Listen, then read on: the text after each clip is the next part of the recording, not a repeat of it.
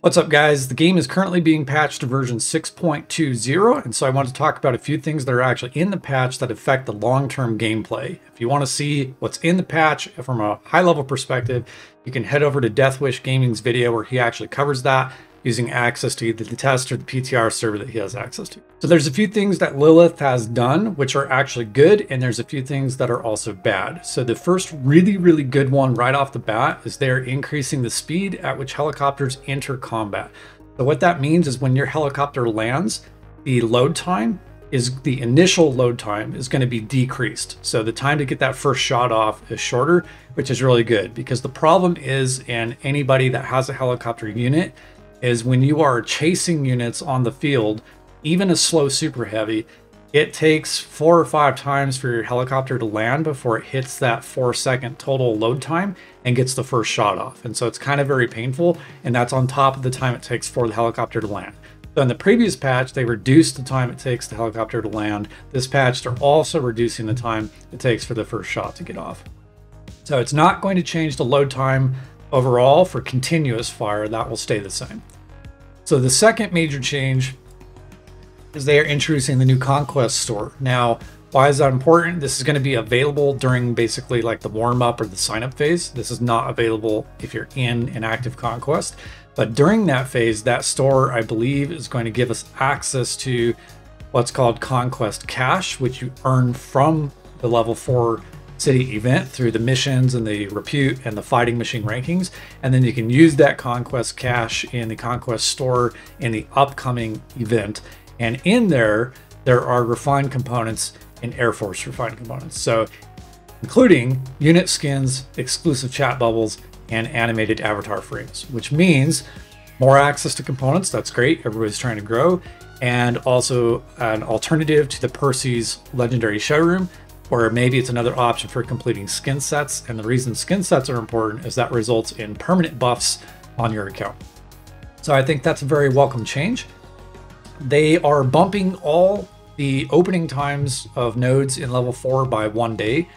I have a theory that that is basically to align the event more on the weekend and to try and make it a little bit more fair globally, right? Because most, at least on like server 26, I don't know if it's this way on all servers, but the nodes generally open at server reset, 5 p.m., 6 p.m., my time. So it's really great for Americans and Europeans, but then other people around the globe, it may be not so great. So I have a theory that they're trying to align a lot of those things that might typically open on a Friday night American time. Maybe they're trying to align that more during the weekend, so maybe more players have access to that. That's just a theory. I don't think bumping everything by a single day makes a single difference at all, but they're doing that from everything for level 13 Raven troops and bunkers, blockhouses, the central map buildings, the Kremlin, City Hall, Great Pyramid, all of that, including settlements, are getting extended 1 day out from their original opening time. One other change that actually doesn't make sense is they are removing the ability to get unit experience and officer experience from defeating level 36 to 50 Raven troops. That change doesn't make sense to me. If you don't know this already, when you kill a Raven troop, you get unit experience. You can actually farm it. You still have to, you don't even have to use energy to get that. You just have to kill the troop. Your officers also get officer experience. So if you simply run around the battlefield and kill hundreds and hundreds of Raven or Raven bunkers, you can actually level up officers and acquire unit experience that way. Now, if you have a higher level officer, obviously you would have to kill a substantial amount, which is really not worth your time. But I think for players that are just starting accounts, taking that away, probably not a great change. But I have a theory on that one as well, that maybe taking that away is to actually reduce the number of accounts that are farm accounts and they get put up for sale. So if you power level your officers to level 60, you simply mooch off a big alliance and then you put that account up for sale for like $100.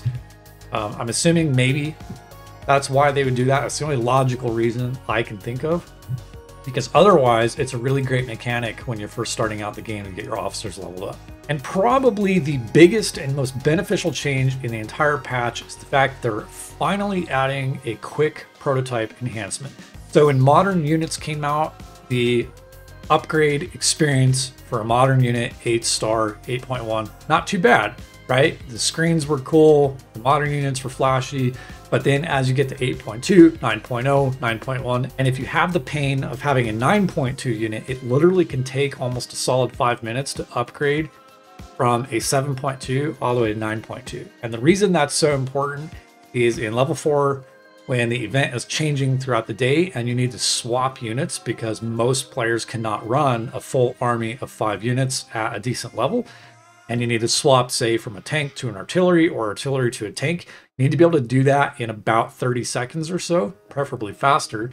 I wish they would actually add unit presets and officer presets, which would be really good, but this is a step in the right direction. And so the way they're doing that is you're gonna have a quick enhance button that allows you to enhance all 4 sections of a prototype to 100% with a single tap. And I think that's totally sufficient because basically it allows you to say, I'm gonna quickly go from 8.0 to 8.1, 8.2, 9.0, 9.1, 9.2, right? You don't really need a quick upgrade from, 8 to 8, and then 48% across the board or 98% across the board and, so on and so forth. So I think the 100% is totally fine. Then they're having combat balance optimizations. So they are buffing infantry to have 200% armor damage. No matter what they're doing with infantry right now, I don't think infantry are going to make their way back into the game meta. The only value that infantry have right now that I can see is in the Cairo map. You can use them to tank the defensive structures, which are not any form of artillery. But again, if you've played Cairo, nobody in their right mind is going back to level 4 Cairo. They should just delete it. Another welcome change for growth is they are actually going to introduce obtaining universal coupons if you've completed some of the early stages of the Ops Center. So this is, I think, the first actual time in the game since the Ops Center is introduced where you're actually going to get some real tangible benefit from it in the core game. Again, everybody agrees the Ops Center should just be removed. I think what they're trying to do with the Ops Center is basically give the game a story, and that's what the Ops Center does. Without the Ops Center, the game doesn't really have a storyline beyond the campaign, but that's the argument, is they could have actually introduced a story into the campaign instead, but instead they decided to add a little shooter game. Might have something to do with player retention. Another welcome change for long-term gameplay is now you can change the name of army groups while they are formed, so you do not have to disband your army group to rename it, which is actually really great. The last and final really great change that they made that affects gameplay is the fact that battle reports for both attackers and defenders are now going to include the amount of damage from units and officers negated by shields. Why is this important? Well, it's going to allow people to evaluate the effectiveness of Thorn Countess, Steel Fighter, and also Thorn Countess when she's in the base. And if you don't know this by now, you should check out my video on officers. But if you have Thorn Countess and Steel Fighter on the same unit in the base or even on the field, their shields do stack. And so seeing those battle reports where you can actually see the effectiveness of that shield, which will help you ultimately determine, do you even want to run those officers? Like, is it worth it to you for the amount of damage that they negate? So I think seeing that in the battle reports is really awesome. I think the more data they can put in battle reports, I think the better, because that's one aspect of the game that makes the game really attractive and competitive, is being able to have it really be data driven. So overall, I think the 6.20 patch is a really phenomenal patch. Let me know what you think in the comments below, and hopefully everybody enjoys it, and we will see you next time.